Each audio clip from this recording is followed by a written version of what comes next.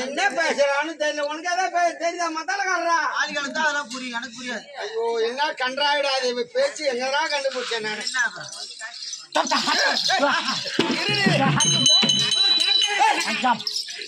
அங்கந்தானே தெரிஞ்சு பண்ண ரோட்ல உட்கார கூடாது தெரிஞ்சு இது என் பட்டாடி சாமி பட்டாணி பொட்டை சாமி அரே பட்டா நான் பொட்டையா